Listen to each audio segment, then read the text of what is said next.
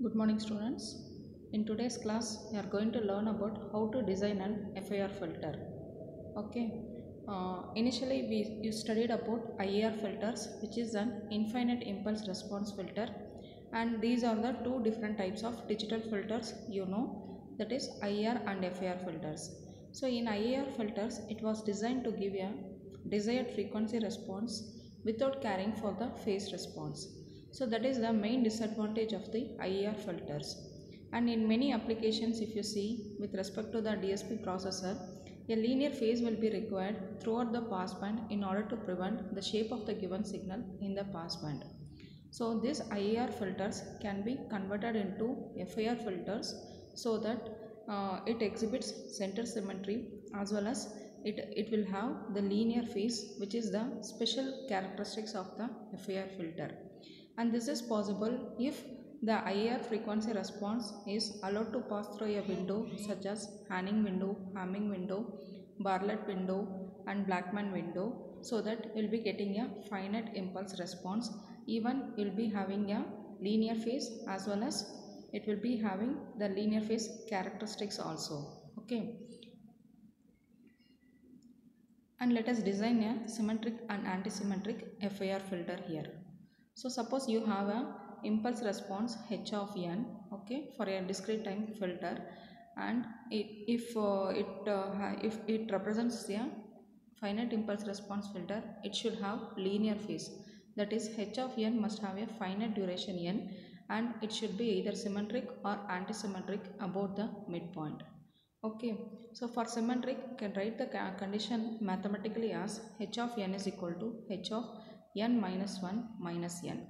And for the antisymmetric, the condition will be h of n is equal to minus h of n minus 1 minus n. Okay, so this will give you a linear phase FIR filter. So let us prove that a linear phase filter results if this symmetric condition for h of n is met with. Okay, so this will illustrate with the help of a h of n, which is taken here, and also it is having a linear phase. So we have a sequence here, h of n filter coefficients, whereas n ranges from 0 to n minus 1, and the midpoint is n minus 1 by 2 for n is equal to even, and for n is equal to odd, again we have another set of the filter coefficients h of n with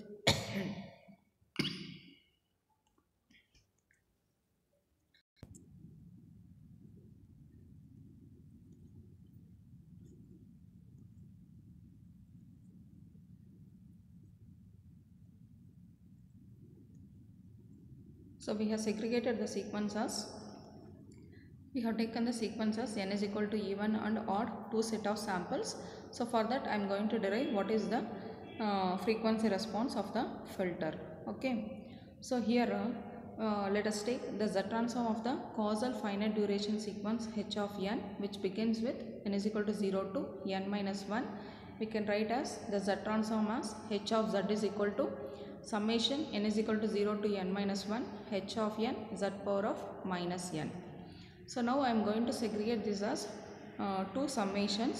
Half part first, which is representing 0 to n minus n by 2 minus 1, and second half part, which is starting from n by 2 to n minus 1. Okay, so here I am going to simplify it only for the second summation part by taking m is equal to n minus 1 minus n, and we are introducing the index m here. So wherever you have n, you can replace with m minus n plus 1. Okay, and we are getting the third step. So here again we are going to simplify it, and finally we are replacing this m by a n, since it is a dummy variable. So again in the last step, replace that m by n. We are getting h of z is equal to summation n is equal to 0 to n by 2 minus 1 h of n z power of minus n plus summation n is equal to 0 to n by 2 minus 1 h of n minus 1 minus n into z power of minus of n minus 1 minus n. So again in the next step, we are interested in finding the frequency response of the digital filter. We need to replace z by e power of j omega, which will obtain you the complete frequency response of your digital filter. So replace z with e power of j omega in the entire above equation and you are getting this form. So this form again I am going to simplify it such that it takes the form of e power of j theta plus e power of minus j theta. So how it is done is e power of minus j omega of n minus 1 by 2 is taken as common outside. So inside we will be having the form e power of minus j theta plus e power of j theta, so that you can replace with 2 cos theta. This is what we have done. So finally the h of omega takes the form e power of minus j omega into n minus 1 by 2 into summation n is equal to 0 to n by 2 minus 1 h of n 2 times of cos omega of n minus capital N minus 1 by 2. So if you observe this equation, you can say what is the magnitude and what is the angle part. So the magnitude is represented by HR of omega. So HR of omega is equal to summation 0 to n by 2 minus 1 2 times of h of n cos omega of n minus capital N minus 1 by 2 for n is equal to even. And angle also you can represent.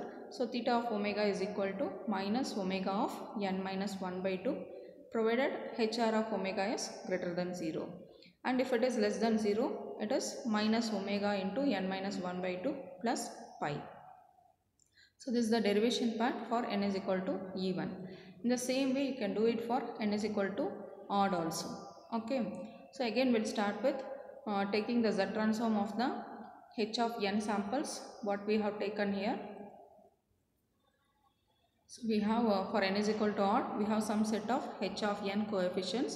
So for that again I am going to repeat the same procedure, that is take z transform for the entire h of n provided n is equal to odd. So we'll start with h of z is equal to summation n is equal to 0 to n minus 1 h of n z power of minus n. So here what I am going to do is I am going to break it into 3 different parts. First the half of the part, then the middle part, then the remaining half part. Okay. And for the third summation, as we simplified for the n is equal to odd, here also I am going to introduce a dummy variable m, which is n minus 1 minus m. Okay. And we are simplifying the third term alone, and again I am replacing this m with n. So at last the final equation it is written in the last step. So again our interest is to find the frequency response of the filter. So I am again replacing this z with e power of j omega, which is substituted here. Wherever z is there, we are going to replace with e power of j omega, and then we are simplifying it and bringing it to the form of e power of j theta plus e power of minus j theta, so that the final h of omega can be written in terms of cos also. That is what the simplifications we are done here. At last h of omega is equal to e power of minus j omega into n minus 1 by 2, which is the phase part, multiplied with the magnitude is h of n minus 1 by 2 plus summation n is equal to 0 n minus 3 by 2 2 times of h of n cos omega of n minus capital N minus 1 by 2.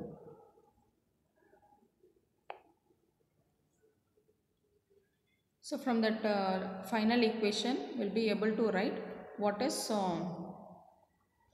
the angular part and the magnitude. Okay.